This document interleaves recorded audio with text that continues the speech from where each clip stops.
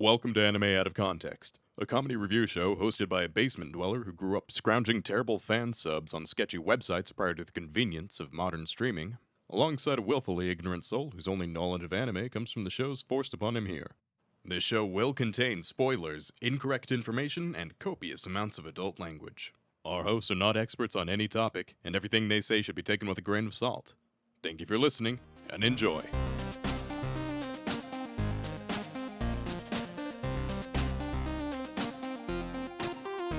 Hello and welcome to Anime Out of Context, the show where I attempt to explain the sometimes weird, sometimes wonderful, but always hilarious world of anime. And I storm off to my trailer. I'm Shaun Rollins. I'm Remington Chase. And Remington, I need a favor. Oh, fuck. Alright, yeah. Remington. Hard times have you. Well, no, not quite. And if anybody's asking anybody for financial aid, it'd most likely be you doing the asking of me, wouldn't it? Like, hey, I tend to live within my means pretty successfully. I'm a broke-ass bitch, but also, I embrace the broke-ass bitchness. Right. But of the two of us who's likely to have just a little bit of something squirreled away, I feel like I'm probably the safer bet in that regard. I don't know, you do have a castle of Dakimakers, and those are pricey. Those are not cheap. They are incredibly pricey, but I've never bought a single one. Getting it from all the MILFs. God, what kind of twisted relationship would I be in where it's like, hey, in exchange for sexual favors, how would you like some sexy anime women on pillowcases? I assumed these were loving gifts. I didn't know that it was some lewd payment system. I'm not saying that is what's happening. I didn't know that's your preferred currency. It is not my preferred currency. I'm just saying that's the kind of vibe that you're putting out into the world, and I do not know how to handle it. And I, quite frankly, don't know how to handle much these days. I'm gonna be real with you. I'm thrown for a bit of a loop. But no, Rem, I do need you to do something for me, and I think you're gonna be very willing to do it. Okay.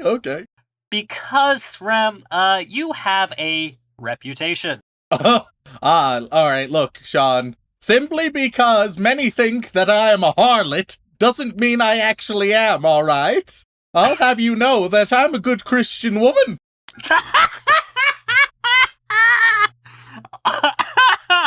Holy shit.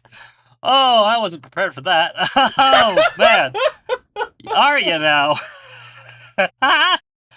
I was not aware. Welcome to Anime Out of Context, the podcast where we give the good Lord's word and also tell everybody that premarital sex is a sin. Oh, dear God. I don't want to go into our hyper-Christian heart, Rem. I don't think the podcast is ready for that. Or will it ever be? Soon. No, we'll get there. Both of us look a bit too much like the Lord and Savior Jesus Christ to really make that a thing. I feel nice like we and would white. Yeah, no.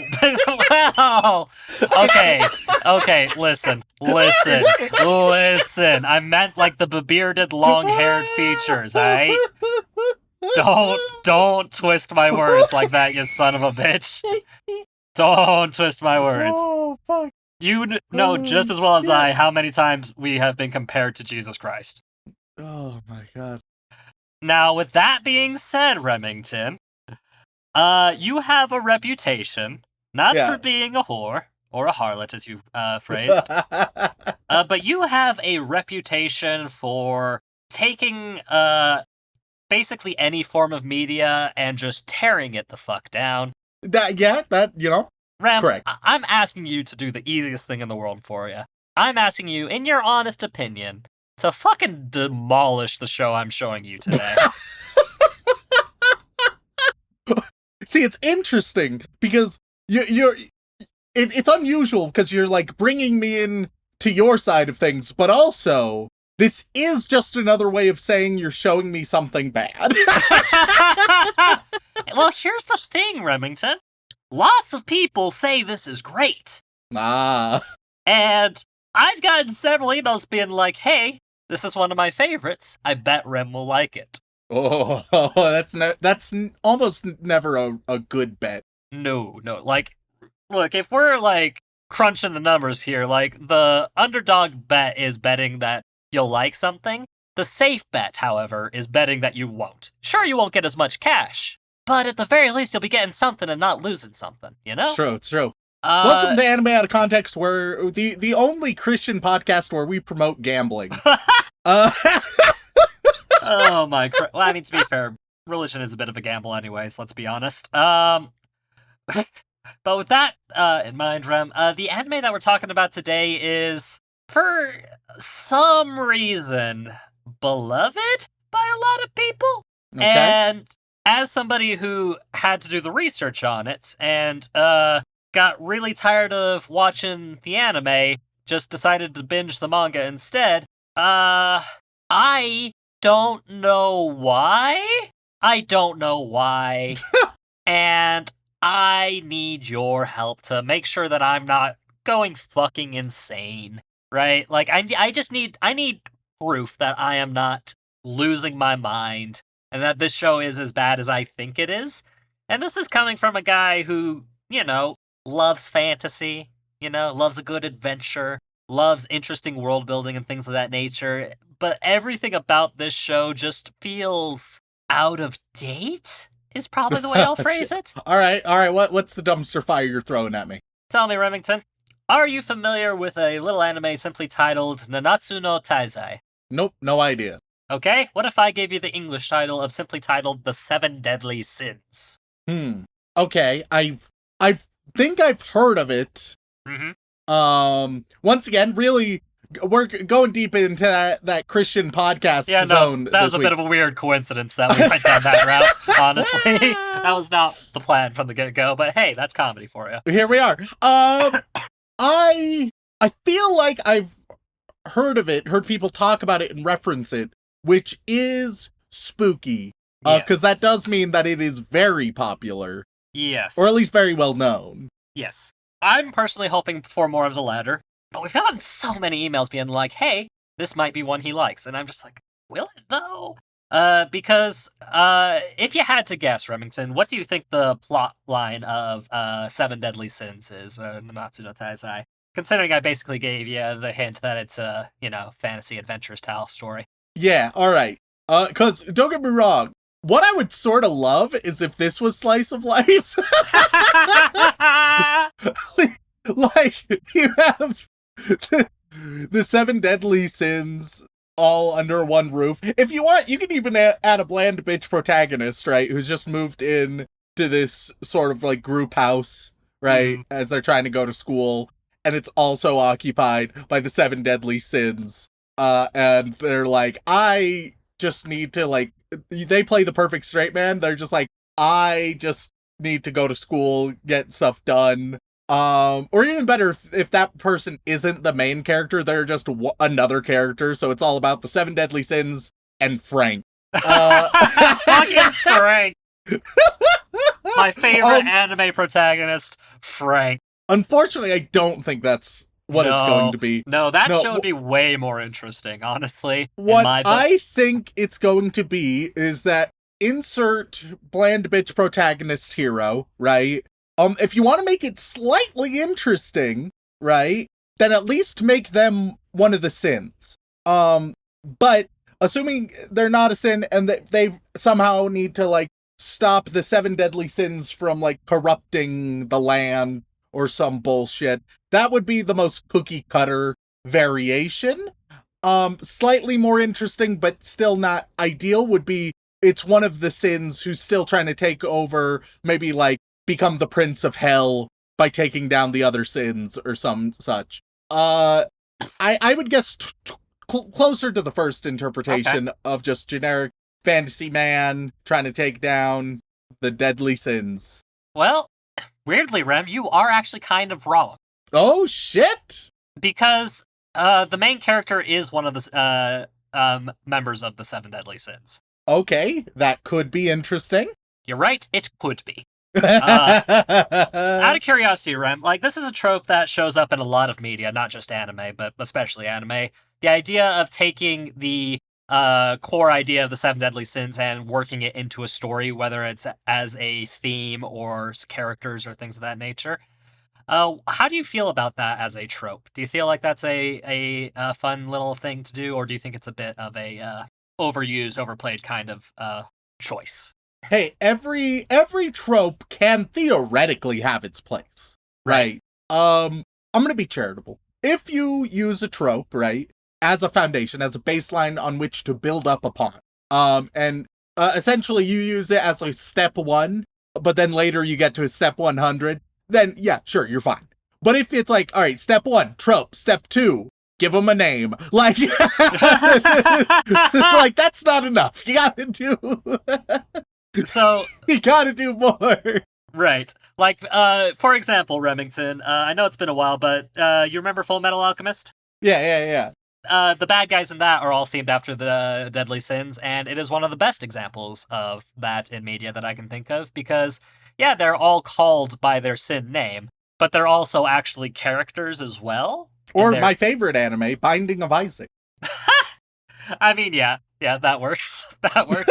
God, if Binding of Isaac got an anime adaptation, it would be so fucked. Oh, like, dude, that could be dope. It would be so fucked up, though, dude. Like, the chibi cartoony style of Binding of Isaac lets you ignore most of, like, the, like, insanely fucked up shit.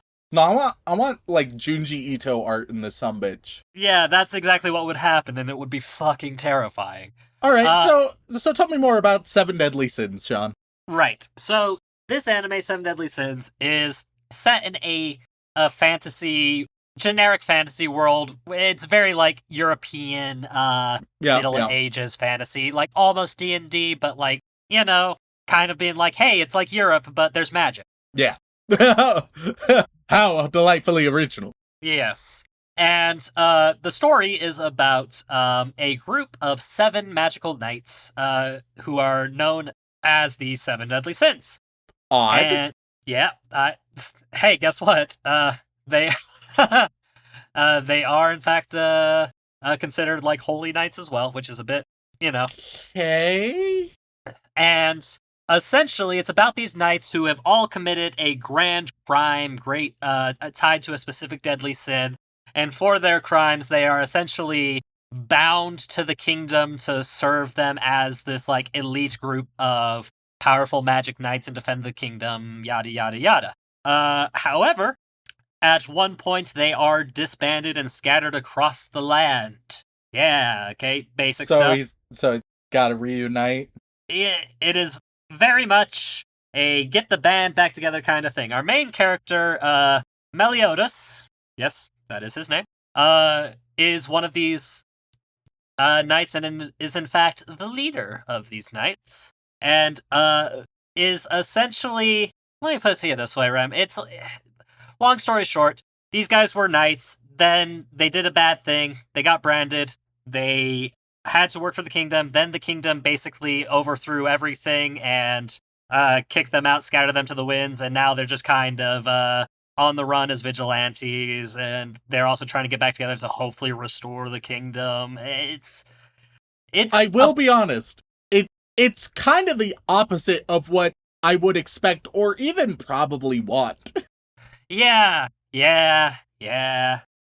What really kicks it off is Meliodas meets a young girl by the name of Elizabeth Leones, or Lioness. I can never remember the exact pronunciation because I genuinely do not care. She is the princess of this kingdom, and Meliodas agrees to help her retake the kingdom, essentially, all the while that she is being hunted by this holy knight order to, you know, end her bloodline, yada yada yada, medieval fantasy bullshit. So it's like every, like, oh no, we've got a princess, we gotta restore her to the rightful heir of the throne type story, just with a bunch of extra magic knights and then getting the band back together and trying to make things happen. However, you know, there's the conflict along the way as some of the members aren't exactly the best buddies with each other. You know, it's a long journey. There are constant harassment from these holy knights, finding magical weapons. It's like, it feels... I just can't help but feel like Seven Deadly Sins, dope concept. And then you're like, holy knights, and I'm like, shit. Because it's so hard to care about a holy knight. Holy knight is one of the blandest fantasy archetypes. which Yeah. it can be done interesting, and maybe it will be. I will try to reserve judgments to the best of my ability. But man, it's not off to a promising start. No. Another example of an anime that uses the Seven Deadly Sins theming well would probably be ReZero. You know, the witches of the Seven Deadly Sins and their cults. That was at least interesting. You know, little stereotypical bad guy stuff, but hey, at least, you know, there was like some depth of flavor. Because I'll tell you right now, Rem, like, the crimes that each individual person commits, I'm not... Is it some milquetoast bullshit? Not necessarily. I mean... Is it unattached to what their actual sins are in at least a couple of cases? Like, it feels a little disconnected sometimes. Some they're like, say. oh yeah, that totally fits. Wrath, murdered a dude, makes sense. But then they're like, Sloth, he... did nothing and let something happen. Which, I mean, yeah, that's technically sloth. However. Yeah. Yeah, and, like, it also is like, there's just not a lot of good... It feels like they had ideas and just not executions to me. Like, all of their defining character moments, which are these big crimes that they are committed and branded with, is one of the one for Envy is just mildly frustrating as well. I mean, you'll see. Yeah, like, I'll see. You'll see. Like, Greed, and it's like, I guess they technically count for their sin, but it just doesn't... They don't feel like as major crimes as they could. You know what I mean? It doesn't feel like they're on the road to redemption.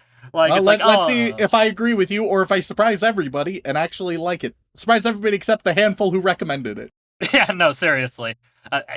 You say handful. We've been getting recommendations for this one since we started the podcast. Oh, a handful who recommended it, believing I would be all in. Yeah, there you go. So yeah, no, Rem, let's just go straight into it. And I'm sorry for how much you have to watch, but let's get started and go watch some Nanatsu no Taizai, or The Seven Deadly Sins.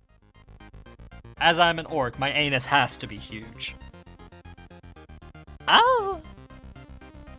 I've come to realize, hey, women are people. And we are back after watching 8 whole episodes of Nanatsu no Taizai, or The Seven Deadly Sins. And Remington, was I dramatically overreacting, or is this show as concerning as I made it out to be?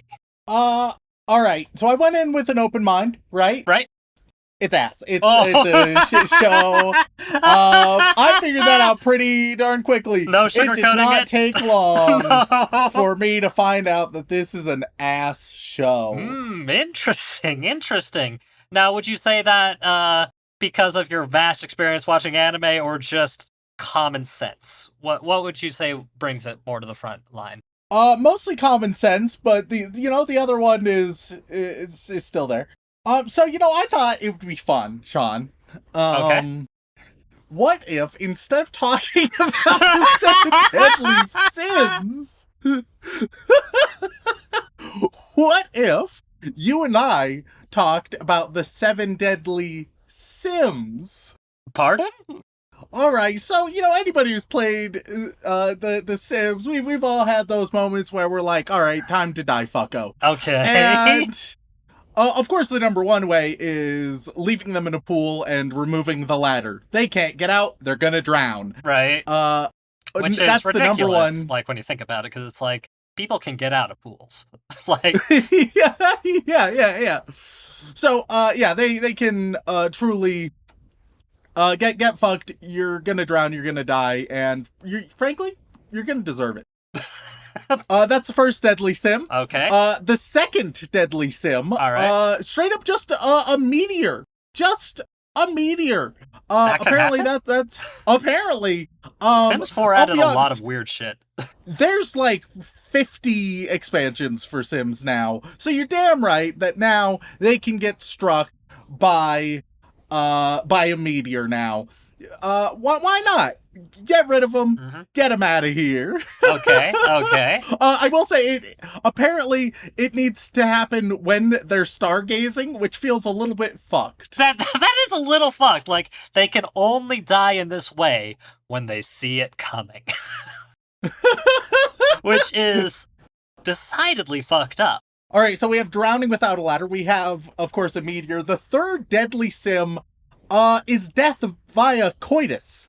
Pardon? This specifically, it affects the elderly. Well, I know. Sometimes they get a little too into it, and your elderly sim can die after having sex. I mean, if you're gonna go out, One of the better ways. Might as well go out with a bang. Yes, it's true. It's true. All right, so that's number 3. Number 4, just getting dying of literal embarrassment. If you feel too much embarrassment, then you can die. As somebody who has lived a decent amount of time, You've gotten pretty close a few times. Yeah, I feel like I've come close, but I haven't quite crossed that threshold. So I don't know if that's entirely possible, but also kind of fucked up. Number 5, neglect and starvation. Okay, I mean, that just makes sense. That, like... that's, I like to call that one the Tamagotchi. Oh, I was about to make the exact same joke. God damn it. where you just decide, I won't take care of them. They won't take care of themselves. Let life sort it out. Jeff Goldblum couldn't predict that one. Oh, man. Number 6. Number 6 is an interesting one. It's only through an expansion, okay. Right? It's death by cow plant. See, I've heard of this one. You heard of the cow plant? I mean, because, like, you know, you browse the internet and occasionally you see a sim facing a plant that has giant udders and a giant mouth. It's like Audrey 2, went through the goth Keenie phase. The cow Keenie phase. It basically is Audrey 2, but, like, cow. Yeah. So unfortunately, that cow plant, not as herbivorous as either a cow or a plant. Yeah, and here's the other weird thing, because, like, when I first saw that, I looked it up, because I was like, this can't be real. I like that the udder's on its chin. Yeah, so here's the thing, but turns out, if a cow plant eats a sim, like, it doesn't automatically kill them when it eats them, right? It has to do it, like, a couple of times, apparently. When it does do it, though, you can then go and milk the cow plants, and then drink, like, condensed emotion of those sims. The emotion that the sim was feeling right when it was getting eaten. Yeah, so the 6th deadly sim, it's a real fucked one. But the 7th, of course the 7th, it is letting them live their lives to their fullest and just dying of old age. That doesn't seem like much of a sin, though. I feel like that's like the... No, it's not a sin. It's a sim, all right? None of these are sins. Sorry. Yeah, fuck you. We're not talking about it. We'll get there, probably.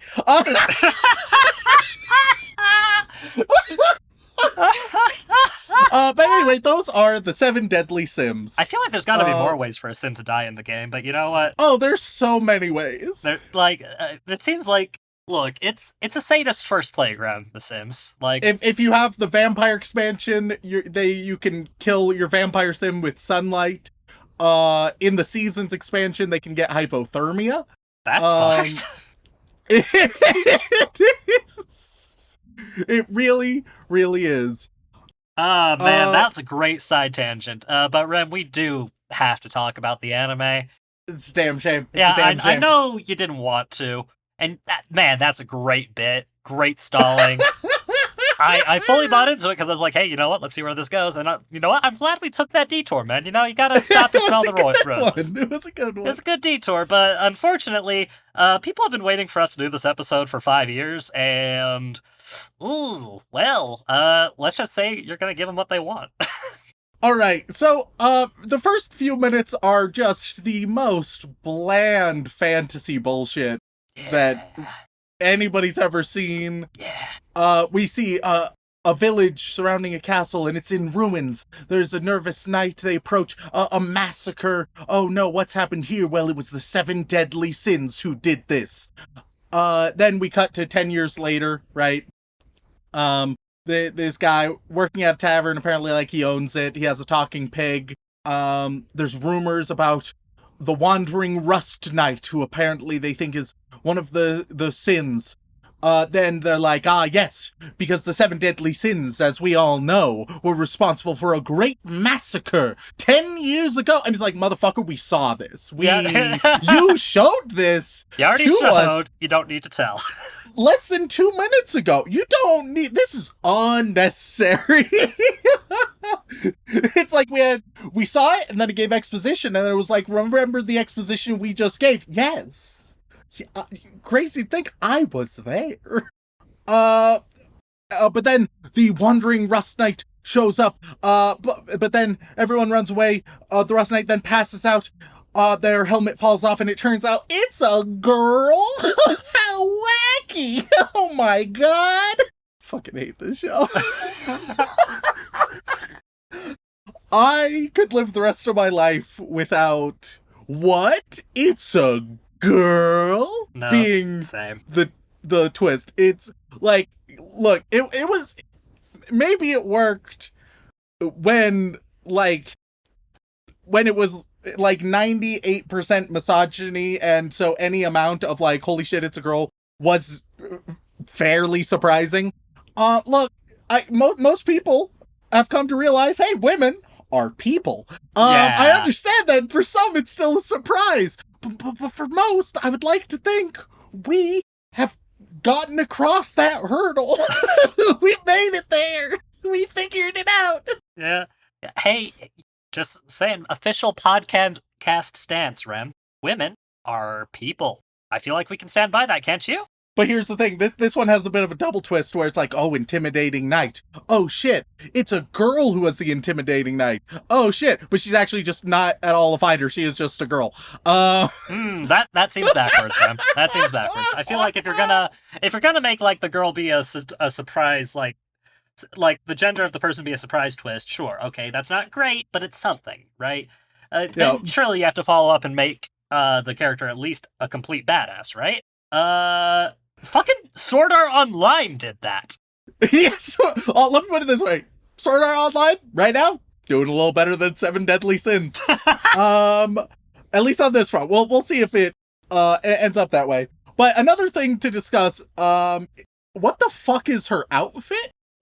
What, you mean the skin tight bodysuit? Yeah, so she's a medieval royal, right? So she's wearing what you would expect. She just attended Paris Fashion Week, and what the fuck? I don't understand. Everyone else has like, oh yeah, that is medieval garb right there. Then you look at almost any of the women, and it's like, what? Yeah, no, like, the first thing we're introduced to is like theoretically supposed to be like her undergarments for knightly attire, which, if you know anything about like armor, you know that like a skin tight bodysuit ain't gonna cut it. Yeah, no. And then her standard outfit is, especially like, oh, you need those thigh highs. yes, 100%. And then the next standard outfit is essentially like a fetishized barmaid outfit. Yep. Which once again, hardly even fitting in the style. It very much just, it's trying to be an e-girl. Which, weird as hell. Also, I'm gonna take a wild shot in the dark, Shaun. All right. I don't think they've said, but you know, I'm just gonna take a guess. I can't imagine she's an adult, Shaun. Well, Rem. So Elizabeth, that's her name. Yep, good ol' Liz. Yep. Well, at the start of 7 Deadly Sins, which this is, she is 16. How could I tell? How could I possibly have known? But hey, Rem, you want to know what makes it worse? What? Like, this is jumping ahead a little bit, and it's not something you would know, but what if I told you her age is complicated? Shut the fuck up. Yeah, no. It's safe to at least say that what I've seen so far, right? Her mental age, oh yeah, is 16. At this point, 100%, yes. Similar to saying that Aang from Last Airbender, like, okay, sure, he's 100 years old, but he's the child. He has the mind and body of a child, even though it's been around the sun a few extra times. Yeah, exactly. And so then we have our tavern boy, Meliodas. I'll just call him Mel from now on. I mean, he has all the too respect long he a deserves, name. really. Yeah. Meliodas. Oh, at first he seems like he's also like a teenager. No, it turns out he's a full-on adult. Maybe, I don't know, he could be ancient or some shit. I don't give a shit. Either way, oh no, that's not great, because he's constantly perving on Elizabeth, like, nonstop. Yeah. Endlessly. Yeah, it's pretty bad. In one of the first scenes, she's unconscious and he's just grabbing her boobs and feeling her up repeatedly. He will often do that. He will continuously do that, endlessly, really. Every episode we get at least a few instances of that happening, which is wildly uncomfortable and pedophilia. But hey, Rem, what if I told you? Oh god, this is the biggest bullshit statement I've ever had to say, but I say it every time I describe the show to my friends. What if I told you that there was an in-universe canonical reason that made this okay? Does it make it okay according to weeb standards or according to my standards? I don't think it makes it okay according to anybody's standards at this point. But it is something that 100% feels like was intended from the beginning. And that's not good.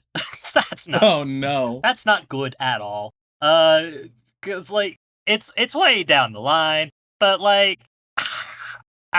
God, do I respect the people who enjoy this show, or do I just straight up tell you? Oh, Here. All right. Shaun is about to tell me, right? Dylan, can you insert the timestamp that we stop talking about it? Yeah. Go to that timestamp if you don't want to be spoiled on this detail, whatever it may be.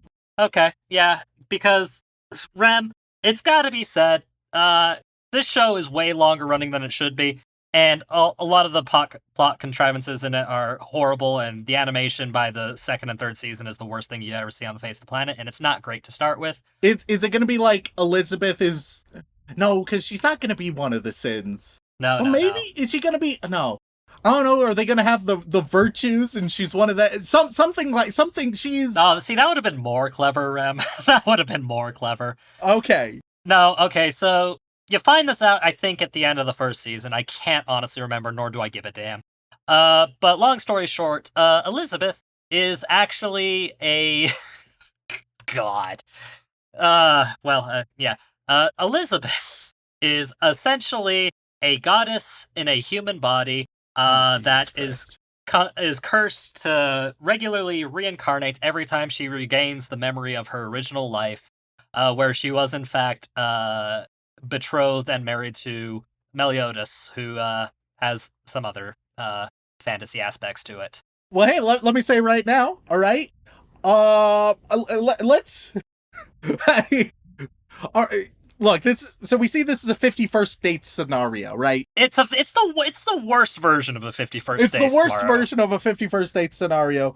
But let me say one thing. My boy Adam Sandler did in 51st Dates, at least to my very vague recollection of it. Has been over a decade since I've seen it. It's probably been pretty close, like 15 years, I think.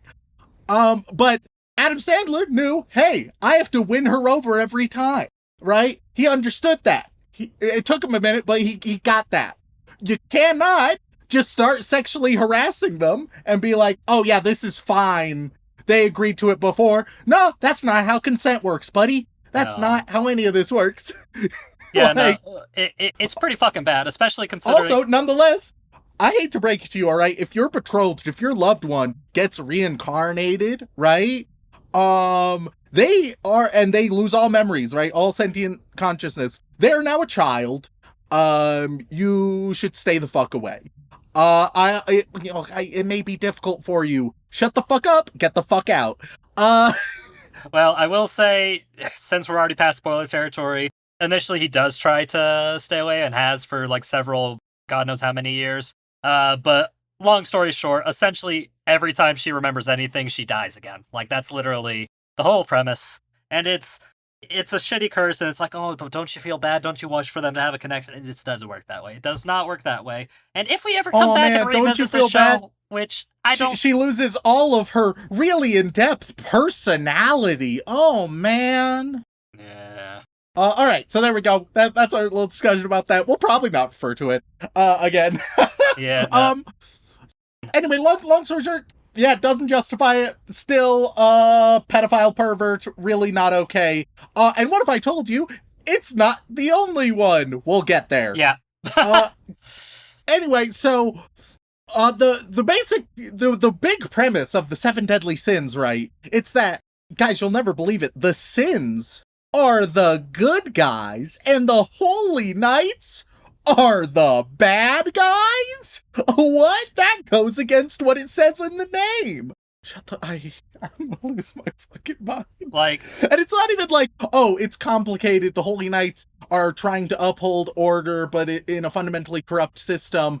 And in this fundamentally corrupt system, there's a lot of douchebags, but a lot of good people. No, it's like the holy knights are all evil. They're all the most evil guys you could ever imagine. They're the pinnacle of evil.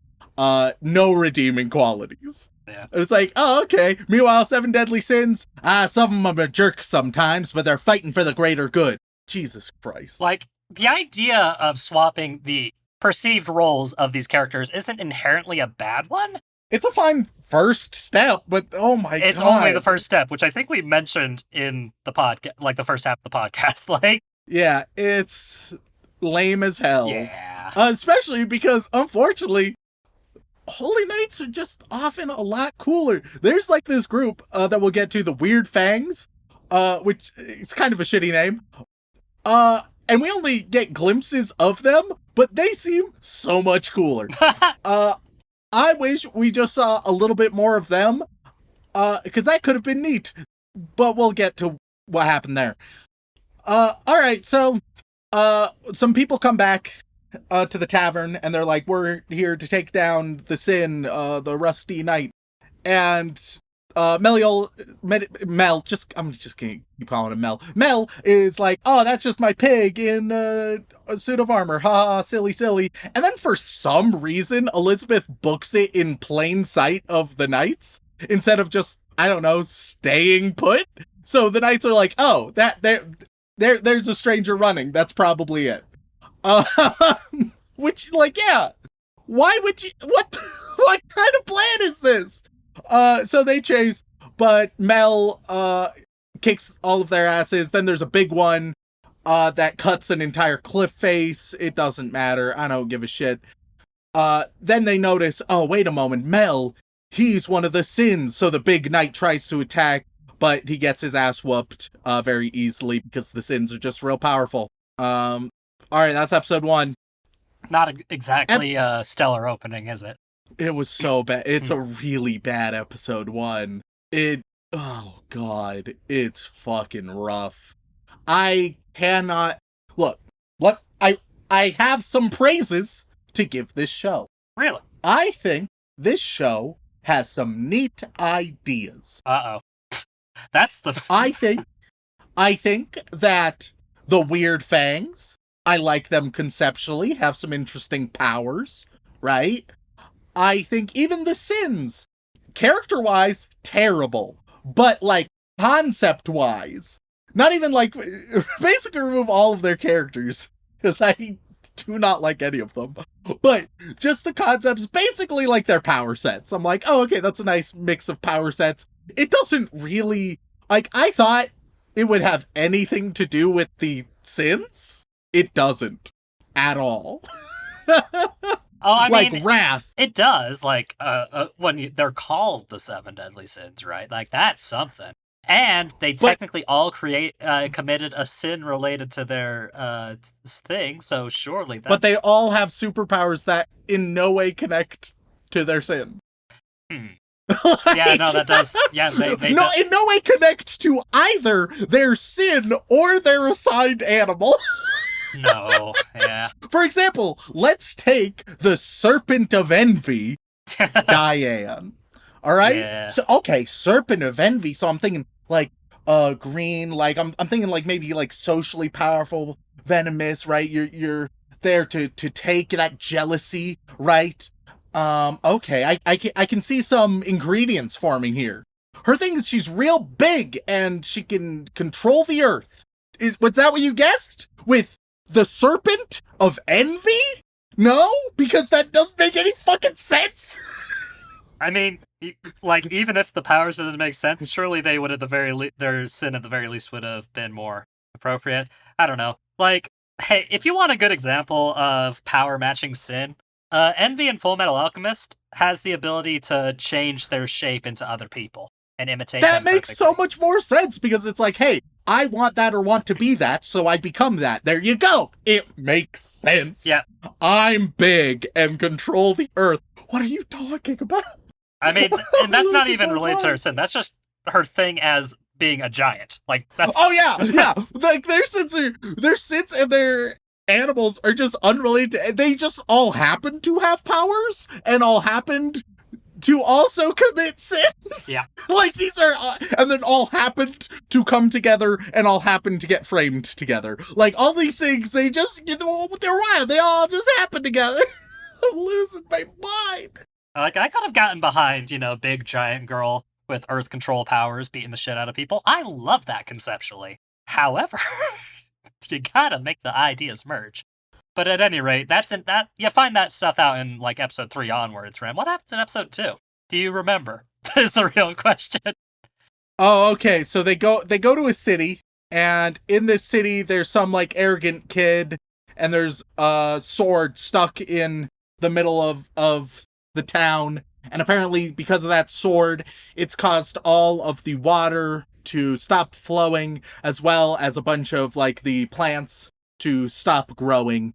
It's basically crippled this entire town, right? And they're like, oh, and this is a holy sword. This was from one of the divine knights over there. He showed up, he did this, he fucked our town up, and now we're all gonna die. And it's all because of that little shit stain. And they all blame the kid because the kid put a bug in the knight's drink, because he didn't like the knight. Which, I mean, don't do that. Look, obviously it's the Holy Knight's fault. However, if there's a hostage situation, that's why they teach de-escalation in a hostage situation. You can't be like, I bet you fucking won't. Like, that's not, look, you're not the one pulling the trigger, but you are making the situation much worse. Yeah, not ideal. And it's some like tragic orphan or something. I really don't care. No. And also, what a petty reason to, like, I don't know, doom an entire town? Yeah. Like, where's the nuance? Eventually, Where's the nuance? Yeah. Eventually, the whole town, kind of apropos of nothing, starts to forgive Mead and is like, we all hated him. He was just showing how he felt. And then there's this big group scene, like, banding together to try and pull the sword out, because apparently not only will they be crippled ecologically, but also they'll be taxed very heavily or something for some reason. That's not how taxes work, but They're just like, we'll take all your money if you don't pull this out, despite us being the one to put it in, because fuck you guys, because we're evil, that's what we do. Okay. So we get the whole town to band together, and they start yanking and pulling, and they can't fucking do it. Like, you couldn't even do that part, right? Yeah, you'd think, oh, this is the moment, like, they forgave the child. They're all banding together now. And then Mel just walks over, easily pulls it out, and is like, all right, problem solved. Now you'd think, oh, this is the end of the episode. But no, what this show will often do is it will end about 60% of the way through the episode.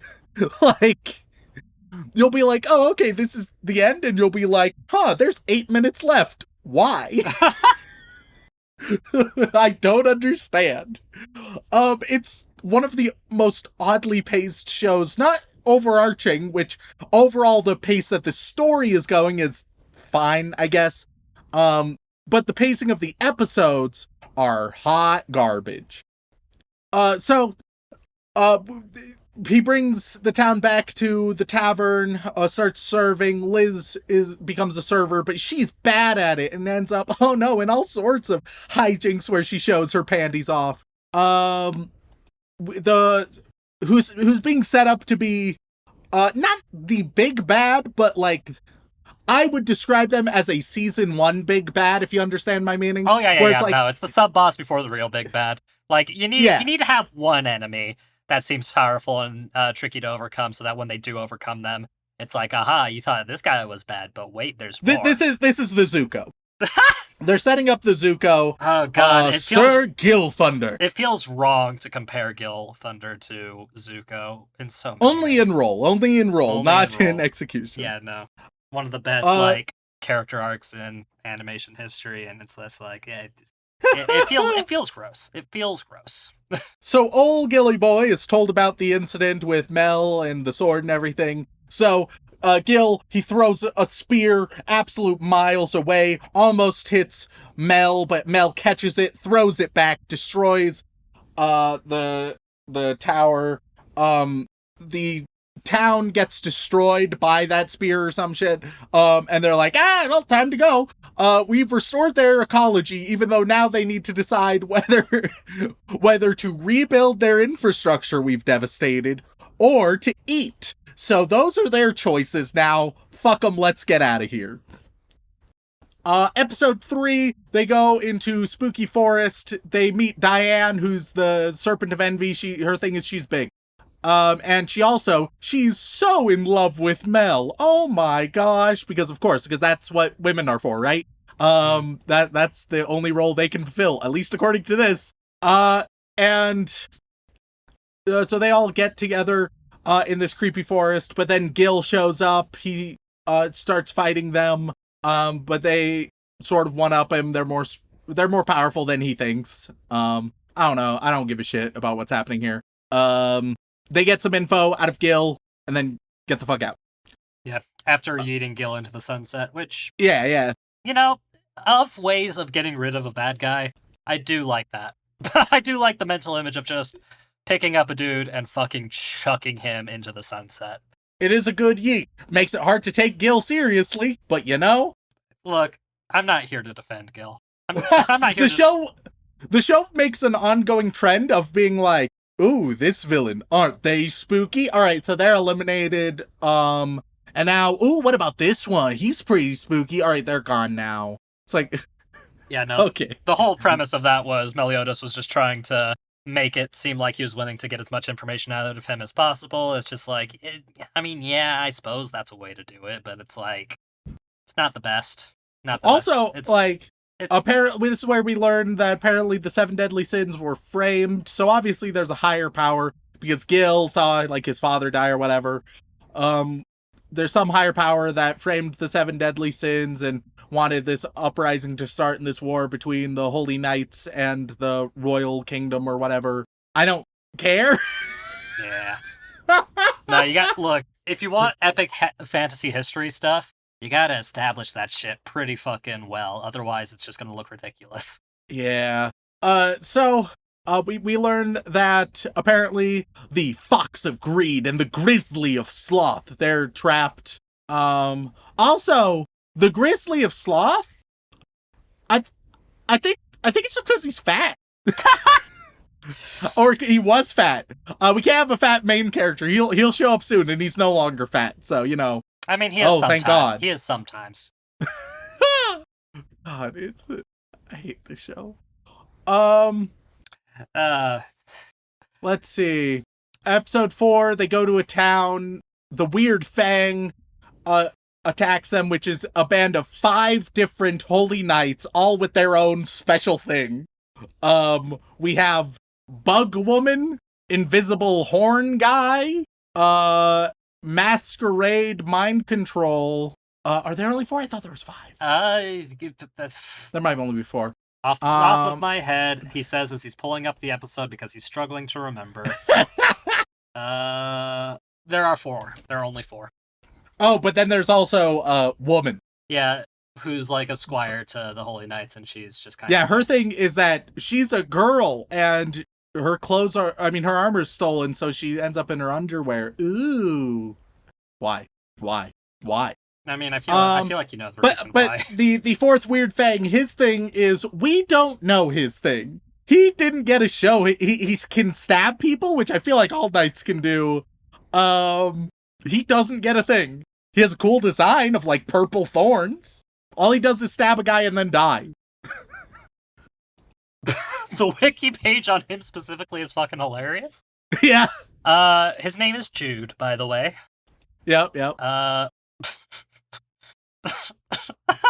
Under the abilities equipment section here, you can tell this was written by somebody who really likes the show. Jude, like all Holy Knights, is extremely powerful. He is also a considerably strong fighter, as he was able to quickly stab Bond in the chest, even without the latter noticing in the fight, and then he fucking dies. Like it's... Like, everybody else has a special power, like, I can control a swarm of bugs that can scratch, claw, and genuinely just rain acid spit. I can turn invisible, which, okay, I thought that was going to be one of the lesser ones, but no, it turns out that's pretty middle tier. And, like, I can control minds, but then sometimes I'll snap them out of it for no reason. Yeah. Oh, apparently in the anime, only in the anime, he briefly demonstrates an ability related to shadows, but in the original manga, no, he's just a dude who stabs a dude and then dies. Like, the anime is like, fuck, we gotta give him something, at least make it look like something. But you know, it didn't exactly pan out that way. Oh God. I don't know, man. I have to talk about four and a half. Tell you what. Let's expedite this episode a little bit. It's pretty fucking easy to. We get introduced to these guys. They're bad. They attack. Meliodas goes into a brief coma. But bish bash bosh. Episode's done. And we get like a cutscene of weird dude filled with holes in prison, looking a bit like Noah, but like from Noah's Ark, but buff. Yep. And it turns out that is Bond. He is the Fox of Greed, which, okay, at least I understand Fox, Greed, adds up, and one of his powers, though not his main power, is apparently he can snatch things. I don't know, apparently he already had that power, right? He had the power to snatch, which once again, but then he became more or less immortal through a fountain of youth, or some such. Yes. Which will, I'll just go into that now. Why not? No one gives a shit about the chronology. Apparently, his sin is allegedly killing the guardian of the Fountain of Youth, which destroyed an entire forest, right? But, or at least I think that's what his sin is supposed to be. It is, yeah. Because okay, cool. It's perceived that his desire to take the power of the fountain for himself was the greediest thing he could do. But who the fuck knew about that? I mean, when a dude comes out of a forest that's actively dying and has the immortality, you can do some pretty strong assumption work there. I maybe. Because, like, he didn't actually kill her, obviously. Yeah, so the guardian of the Fountain of Youth, she's a little girl, right? She looks to be about 7 years old. But she's not actually a little girl. She just looks like one. Why? A Fountain of Youth. That's not anyway, so Bond that's not even and her... really why. That's not even really why. It's that. It's not even really why? No, it's that and because she's a fairy. Okay, but let's say the real reason. It's so that when Bond gets with her, all of those lollies out there could be like, yeah. Because, yeah, Bond and her are in love. Lolicon is what is word you're looking for. Lollies are the actual characters. Of course. Yeah. So, yeah, hey, so all of you absolute fucking creeps, you'll love this show. Whether you want them to have the mind of a child and or the body of a child, don't you worry. You get representation here. Good fucking God. Like, you can have a character be a fairy without making them look like an actual child. Just saying. It's just wildly... And then if you have them look like a child, maybe do not, one, add a lot of emphasis to the fact they look like a child, and then two, have them in a romantic relationship with an adult character. Maybe like you didn't need to do any of those things, and you did them all. Anyway, but then there was... But it's okay, Rem, because she's approximately 1,000+ years old. Oh, okay. There was some random demon attack then. The demon attacked, and Bond tried to kill the demon, but failed. Because demons have more than... He ripped the heart out, but demons have more than one heart. Oh, no. So it struck down... The demon struck down the Guardian and Bond very easily. She was like, oh, you need to drink from the fountain now. And he was like, no, it must be for you. There's a lot of fountain to go around. Like, give a quick sip. Come on, we like, Spread the love. Just a little bit here, a little bit there. Like, there's not, Yum, yum, or yum. even just like half for me, half for you. All right, that should do us pretty good. Like, there's solutions here. But then she drinks it. But then what's gonna happen to him? And then she kisses him and just sort of baby birds the fountain of youth water into his mouth as they passionately kiss. Once again, she looks like a child, so this is such a bad scene.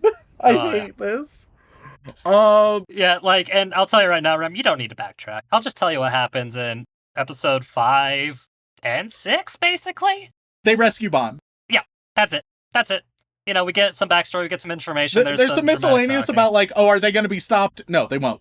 Yeah, they fight the weird fangs.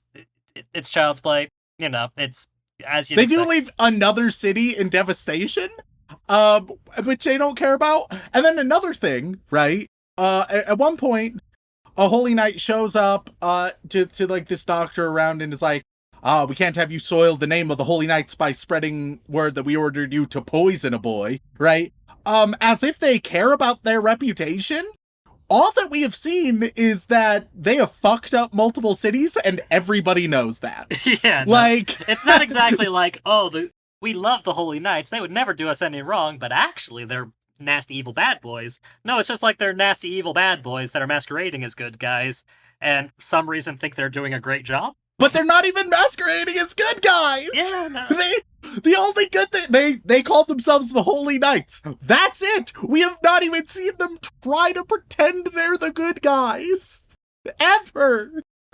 They're just the most evil motherfuckers to everybody who's around them. At one point, Gil just hops in a church, kills everybody in it, and leaves. Like, it's so unnecessarily evil, but then sometimes the show will pretend, but they're hiding their evil. They're not at all.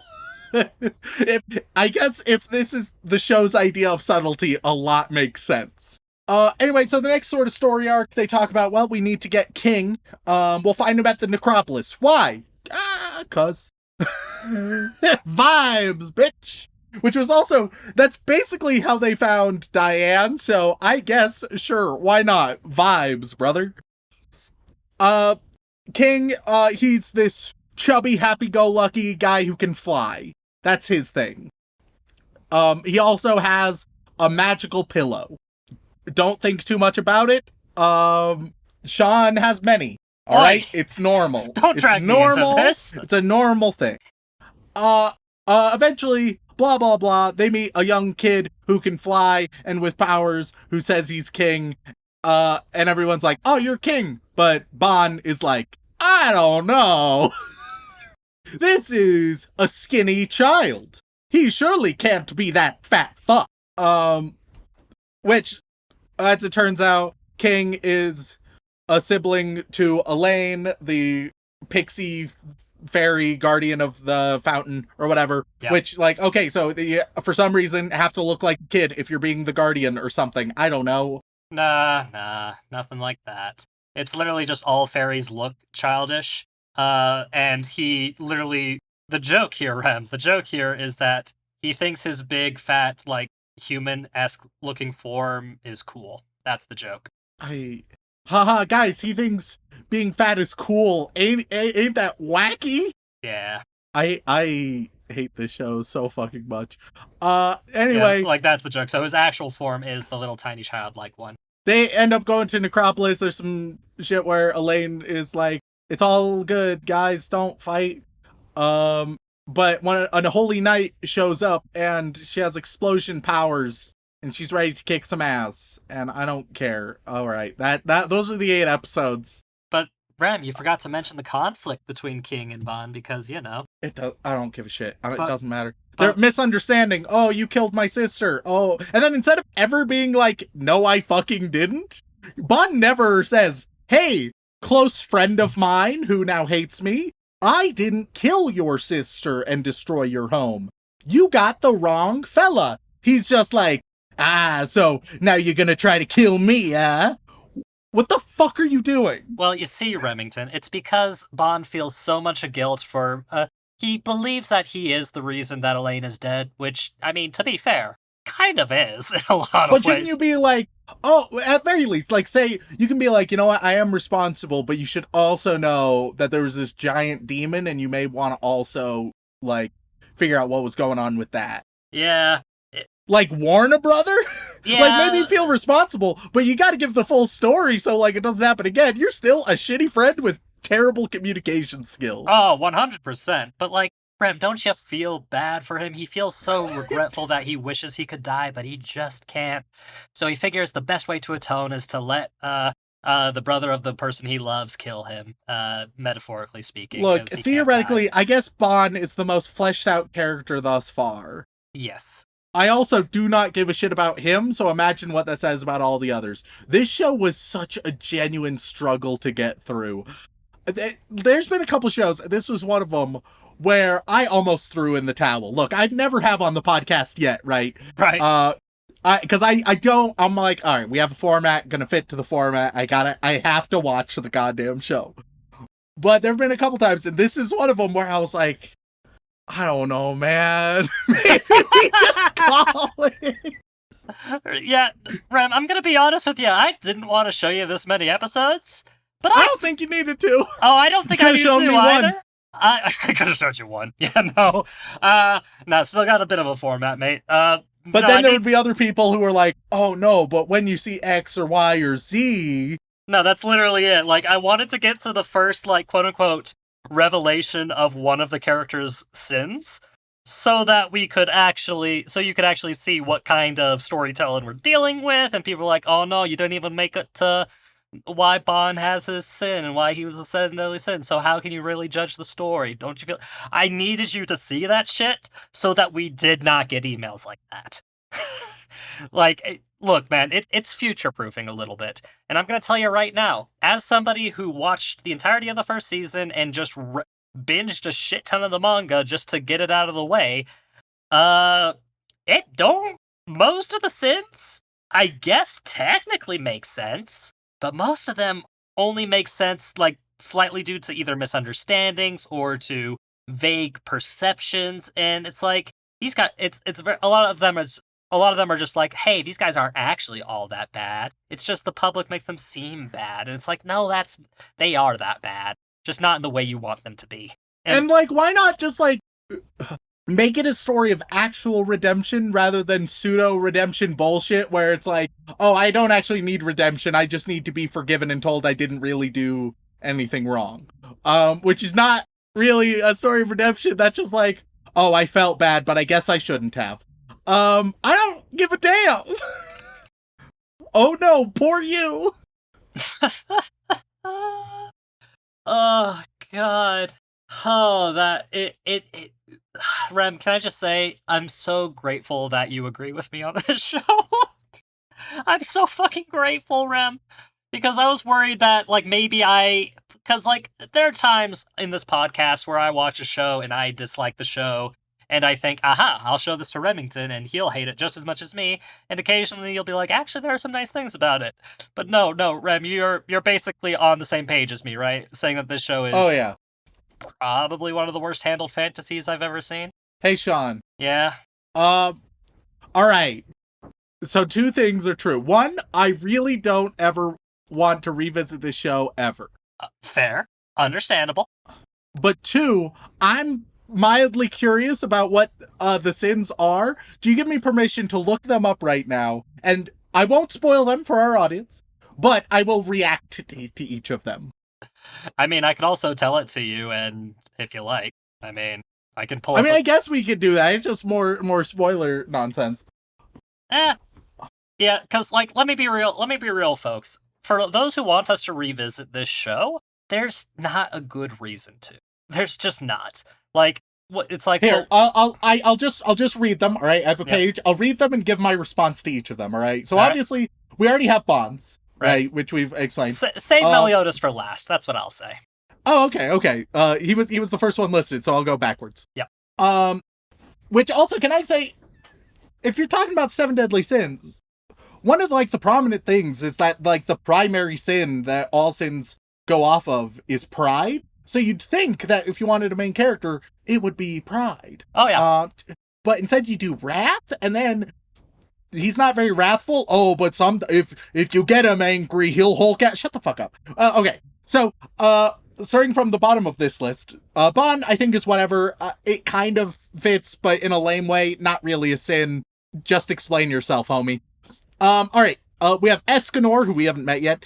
He's the Lion's Sin of Pride. All right, let's see. He's also everybody's favorite character, by the way. He has a great mustache. Oh, yeah, no, it's great. He Because he's so full of himself, yeah. What? Boom, that's it. That's all it takes. Yep. You get branded with a powerful moniker, people hate you, blah, blah, blah. Yeah. All right, then we have Merlin, who is the Boar Sin of Gluttony. Let's see, what the fuck did she do? I feel like her main sin should be having a main outfit that doesn't make any fucking sense.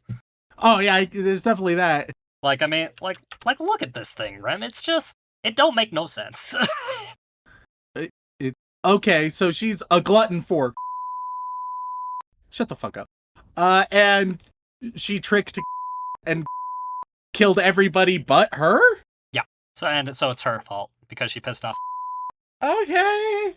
Gauther? Gauther, yep. This goat sin of lust. You know them goats. They are known for fucking. Definitely not eating everything. Okay, Gauther tried and someone thought they were fucking. Yeah. What? Yeah, because Gauther What the fuck? Yeah, I'm losing my mind. Spoilers. There you go. I'm losing my fucking mind. I told you they were bad, Rem. All right. We all right. Now we get to the ones I'm familiar with. King. All right. This slothy boy. You're gonna hate this one. Is it just? I guess I have a guess, but Oh yeah. okay. Yeah. Okay. It's just what they basically already said. Yeah. No, he literally. It just kind of happened, and he happened to be next to it. So, oh no, you're slothful. All right. What about Diane? This one is ridiculous as well. She's and they're like, it's because you were jealous of them. Yeah. And also her other main personality trait, if you want to call it that, is that she... I don't give a fuck. All right, and finally, the big man himself, Meliodas. Meliodas. I hate them all. Yeah. He got angry when he... Yeah. So yeah, this is a bad show. I don't know, maybe, Dylan, you if you want, you could just cut that out. And all right, so I've just looked up all of their sins. They're all dumb. They're all really dumb and bad. I told you. I think this show is awful. I think that if you're gonna be like, here are the 7 deadly sins, then you gotta have, first of all, interesting characters. Second of all, you can't just be like, and what are their sins? A series of unfortunate misunderstandings. That's literally all of them. It's literally all of them. and then when they banded together, right, and somehow after they were branded as these sins, but for some reason still seen as good guys, they were then framed in a serious misunderstanding. Is that the only thing the show knows how to do? Is like, I'm losing my shit. I'm losing it. Yeah, let me put it to you this way, guys. If you want to have a story based around like people who've made a bunch of serious mistakes, you get maximum, and I'm being generous here, one person having their sin be associated with a misunderstanding. But if you're gonna do that, you gotta have it actually be understandable for the person who has this misunderstanding to feel like it was their fault anyways. Yeah, like a lot of these are just like, oh yeah, no, I've been lied about. The stories you've heard just are blatantly false. Bond, I suppose, is the most acceptable, which ain't great. Yeah, once you put in like the lolly stuff, that's like it kind of diminishes everything. Like all the quote unquote good things about Bond is just like, oh no, it's like, God, man, you almost did it. You almost did it, but then guess what? Fuck, man, just because they're fairies doesn't mean they have to look like children. That's all I'm saying. There can be hot, sexy fairies out there. There can be. Shaun has plenty of pillows of them. I have no fairy pillows, thank you very much. Of course you don't. Yeah. But, Rem, that is Nanatsu no Taizai 7 Deadly Sins. It is one of the most frustrating fantasy shows I've ever seen, and it makes me so grumpy. And we've gotten so many recommendations to cover it, and a couple are like, hey, Rem will like this. I'm sorry to whoever thought that. You were so off. No, like, as far from it as possible, I would say. And the worst thing is, Rem, like, as the show progresses, like, it's a Netflix-produced show, right? And Netflix has lots of money, right? You'd think by, say, the second, third season of the series, with the positive feedback it got, which it did get a lot of positive feedback, which is wild, that the animation quality would have, like, skyrocketed. Rem, it has some of the worst animation in anime history by the third season. I'm going to send you a single screenshot. Like, I wasn't going to do this initially, but we spoiled things already, and I don't want to come back to the show either. This is just our way of solidifying that. Like, we're both just opting out hardcore. Hardcore. It would take a lot. Here's a frame from, like, the most recent season. See if you can tell me what's wrong with it. What the fuck? Like, no, that can't, that... If you...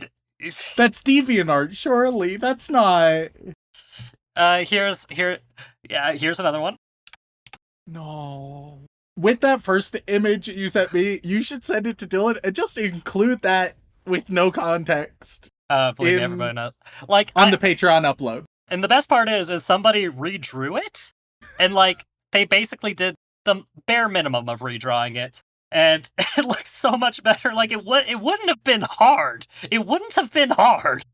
Oh my god, it's baffling. And people are like, oh, but that's just a short, like, couple second in frame shot. That doesn't fucking matter, dude. That kind of quality is for, like, distant characters and, like, fast-paced motion. The dude is just on a bed sitting up. Also, what is going on? Alright, so, to describe to the listeners, he's in bed, he has bird feet. I don't know what the fuck's going on there. He's a demon. That's his. He has...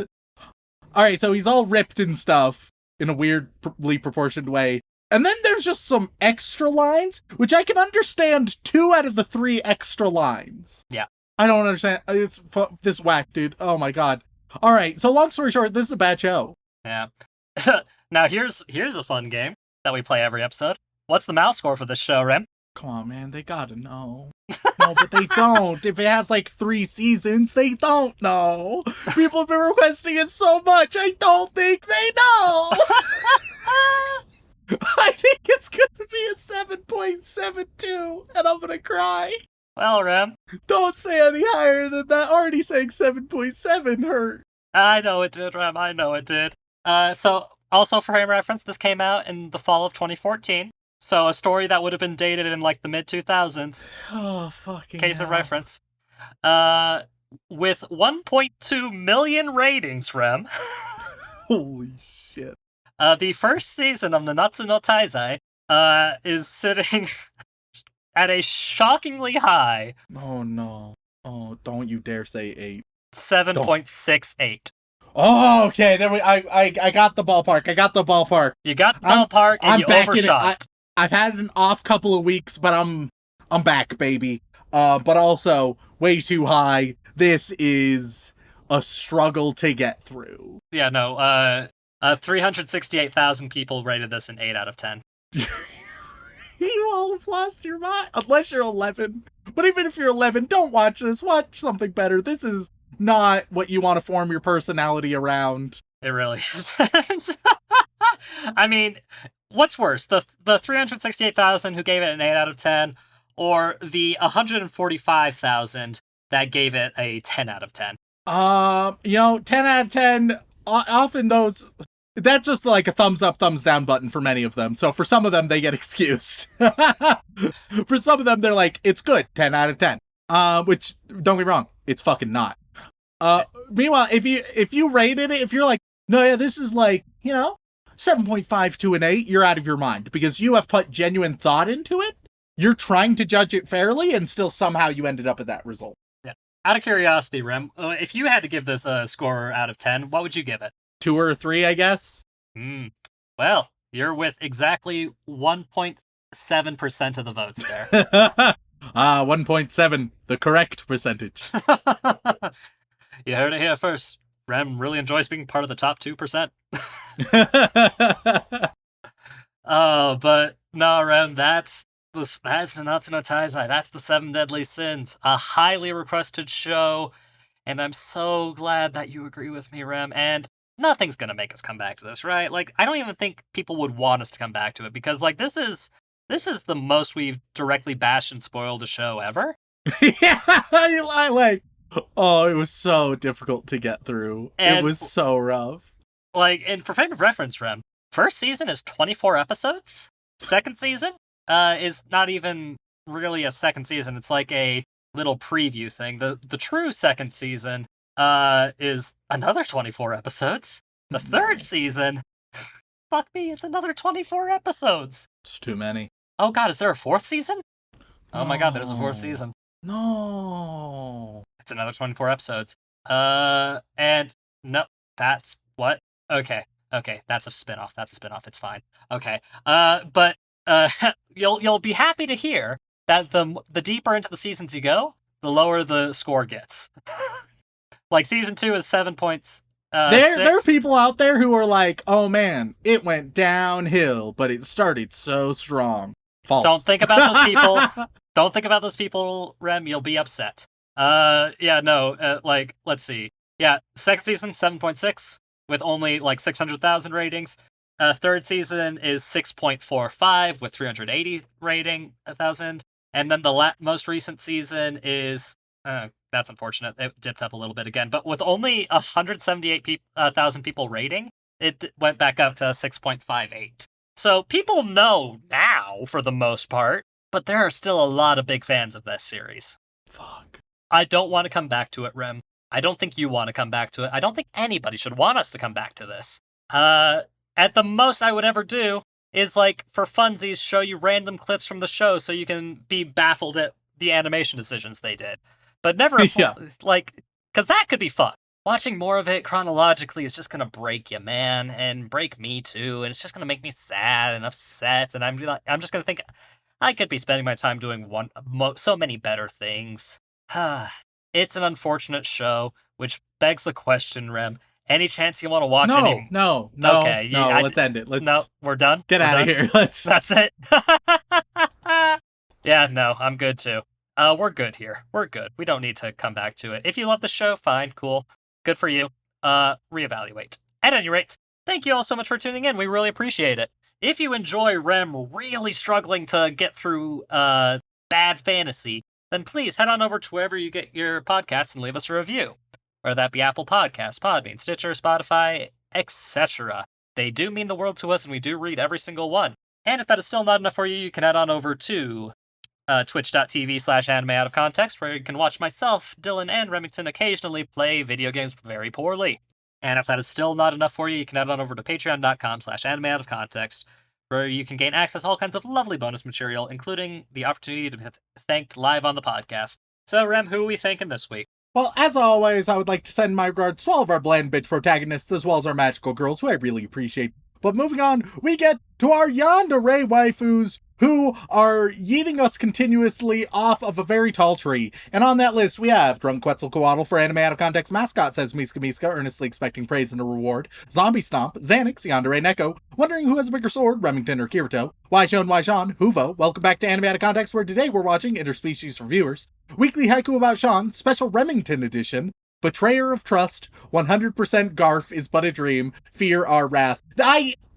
There's reasons. Alright, I had to upgrade my computer and then I might be moving, but also I've been in this weird limbo where we aren't 100% sure if we're moving, and we've been that way for genuinely almost a month. Shaun can attest these things to be true, alright? I haven't just...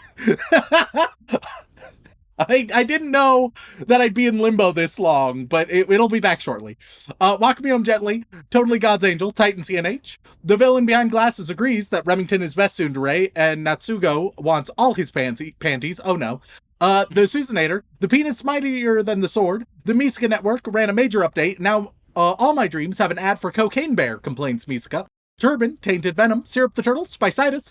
So when I get cloned, I get a personality. When they clone people, the clones don't receive any, says Miska on an EVA deep dive.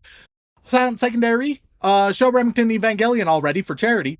Shoujo Addict, who doesn't need help, just more manga to read and anime to watch. Shaun put the Adam Sandler massage cylinder down. Oh, Jesus Christ. Oh, God, that actually made me gag. Oh, God. Shaun, do you ever plan on showing Rem the Eminence in Shadow? Seth Senju, Sugoi Dekai, that's what she said. Salty Pretzel, Ross Palmer. Rob Lobnup. Rhiannon Williams, Remington loves big anime mommy milkers. Rem loves the big hole. You damn right I do. Rara XD, that's I love you in Dinosaur. Paco El Musico, Other McNutt wants people to know Rem kills elephants for fun. No waifu, no lifu. Nitsira, Nick Harvey. My name is Remington. I'm always right. I'm the podcast messiah and angel, and yes, I judge you for your tastes.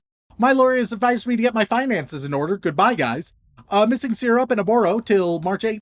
Makeka 7 Hierto, leave Denji and Pachita out of harm's way, Shaun. Kylo, Crystal V, Kirby Right Back At Ya is my favorite anime. Keegan Talbot, Cassidy, Karma Chaos, Joshua Dinosaur, Jax, Janine, Jamhands. I'm the Glob Glob Gab Glab, and I love books. It's Shaun, not Shaun or Shaun. It's me, Mr. Referee. If Haruhi was in the Evangelion universe, either all hell would break loose, or Shinji wouldn't need to get into the robot. I'm Aunt Rem to ruin Darling in the Franks for me. I turned 21 on April 2nd, and I have no clue how to celebrate. Should I go to the zoo with a few friends? Hell yeah, that's a great idea. I spent $3,500 on a PC so I can look at femboys and play Minecraft in the prettiest way possible. I Remington think that the St. Jude commercial is hilarious because the cancer kid says, when I grow up. I don't know what to put here. Hunter Tane, Hunter Davies.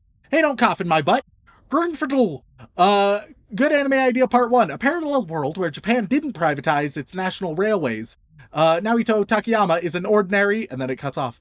Going down on Shaun's grandma. Romeo and Juliet's my favorite anime. Glenn Michael Dolan, first date was going great until his praise Jesus talk. Then it was going even better, guys. Ferdy the Turdy, Farmer Weeb's bad Pokemon pickup line of the week. Are you an HM move? Because I can't seem to forget you. Fantide, Dylan Hayden, drink angel milk to prevent wobbly bones, not a conspiracy. Danny DeVito wants you to be excited for Slime Volume 3 in White Swords. Daddy Rem, tell me a bedtime story. Once upon a time, you didn't have to watch 7 Deadly Sins. Creed 13, Country Fried Goth, Cheese Monkey, Cameron Ashworth, Brockhart for Dude says, do the impossible, see the invisible, rah, fight the power. Brie loves cheese, Black Star, Big Blue Bear Boy, awkward lesbian who just needs a hug. S. Joey Wheeler, Ankle Angel, Andrew Sinclair, an extremely busty Danny DeVito wearing a bunny girl outfit offers you both an early Easter egg in these trying times. Well, thank you. Elise Howard, Alpha Angel, AJ Tunnels, Alexa add Tub Thumping, my Chumbawamba to my sex playlist. AJ Honey, Days, Aaron Heglin. I dropped off for 6 months. At least the name I left here wasn't too weird. Thanks for reading it over and over again. Boobies, but spelled on a calculator. $10 grandma gum jobs at Brennan's house. And now we move on to the Boy Wizard tier, where everybody is going not to get a sin, but a virtue that they personally exemplify. Are there enough? We're not going just the 7 heavenly virtues. All right, we're just going virtues generally, all right? Broad. All right, broad virtues. Yeah. Warning, you're 799 episodes away. You get warm. Vincent Calabrese, you're friendly. The Fitness Gram Pacer Test is a multi-stage aerobic capacity test that progressively gets more difficult as it continues. Students, you are very clean. The Canadian Anime Stoner, you're honest. The Brown Mamba is back after being abducted to Leighton for 2 years. You're loyal. Swedish Weeb, you are trustworthy. Schmeris, you are open-minded. Shaun, say this. I, Shaun, love my sweet mother's booty taste. Yummy! You love your mother. Shaun Remienko, a cute slice of life with lots of cute cats. You are thoughtful. Roscop, you're wise. Robert Atchison, you're mature. Panzer Hot, change my mind. You're ethical. Oh, Shaun, real quick before I forget, we're watching Clanted next week, right? You're enthusiastic. Monogatari ticks all the boxes of what Shaun and Rem ever said they want in an anime. This week's MILF and Child Death. You're patient. Mike got his Overlord review. You're talented. Miguel Delion, you're perceptive. Massimo Martelli, you're forgiving. Latino is third Swedish asks her Mikid Alaskar Shaun Sina Krupskadar. You are ambitious. It should have been the other Nakano. You're respectful. I'm Rem, say that Shaun's grandma's an angel in bed. I can't hold it back anymore. You are grateful. I turned 40 in May. Any chance that you can review Healer Girl for my birthday? You are in the big hole! Right out of them that soon, huh? No, there's still plenty left. Oh, you just wanted to put someone in the big hole, I see. Oh, yeah. At least one person every Patreon reading will end up in the big hole. Hellarex, you are resourceful. Half a head of lettuce, you are courteous. Go ahead, call the cops who won't silence voices. They're getting louder. Please send help. You are helpful. For the first 100 episodes, I thought this was a Harry Potter fanfiction podcast. You are appreciative. Drew, the magical OnlyFans assistant, you're imaginative. Depression and self-loathing is a bitch. That's why I listen to y'all. Y'all funny. Also, I'm officially 29. Yay, I think. You're productive. Cryptid MILF, you are relaxed. Crimson Reapers, just because of the sides, you're curious. Carver 271, you're charming. Brian Audit, you're modest. Beethoven 1201, you are bold. Animated Z, you are suave. Allfather wants Remington to press the button. Also 31 weeks left until Anime Bonsai, you are cooperative.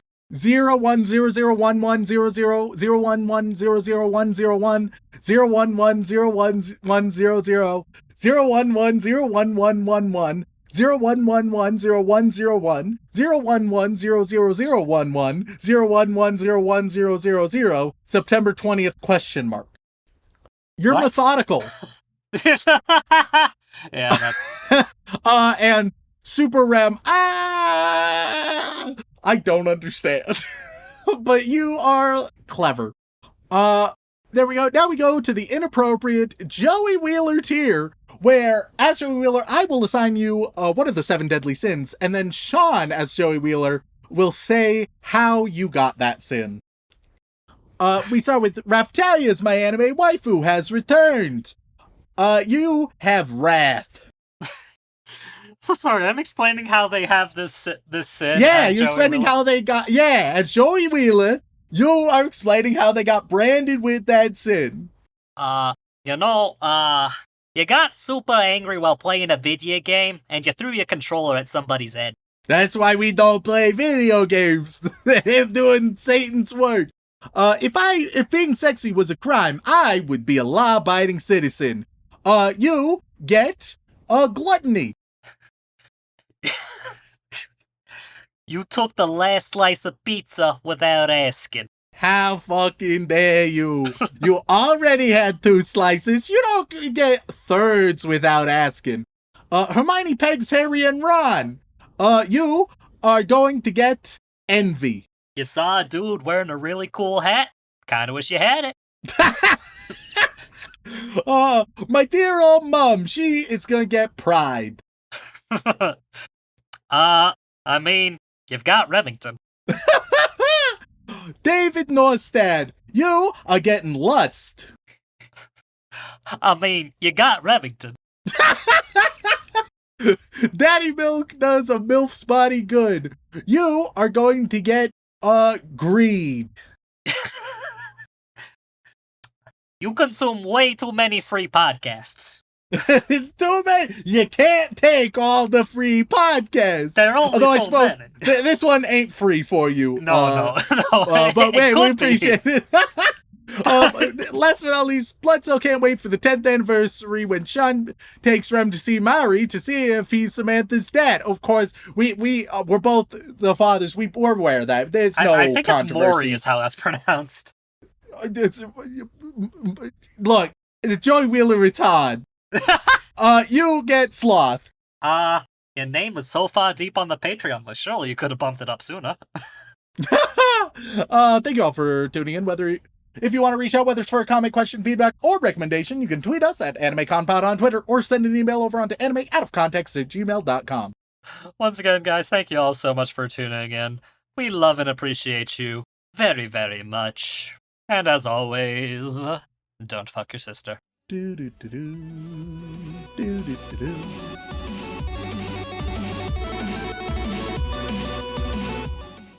This April, prepare yourself for a tale of love, mystery, and scandal. Based on the heartwarming true story, Shaun Rollins is college student Isaac Bradbury. Just know that I have done thy mother. That's all I care about. Rebecca Bluesturm is undead Nazi prostitute Dagmar Blaum. Simply because many think that I am a harlot doesn't mean I actually am, alright? I'll have you know that I'm a good Christian woman. And Remington Chase is the poor orphan boy who brings them together on an epic quest to stop the end of the world. That reminds me of my dead parents. You'll laugh, you'll cry, you'll roll your eyes so hard you can see the couple getting frisky in the back row. Watch. Oops. Oh no, I dropped all of the robotic aliens Cheerios in theaters April 9th. Warning, this is not a real movie. Shaun has never interacted with any woman in the third dimension, let alone an undead Nazi prostitute like my ex. Please consult with your doctor if you experience any of the following: sensitive to louder sound, anal leakage, oral leakage, migraines, knee pains, plain strains and automobiles, or weebingitis.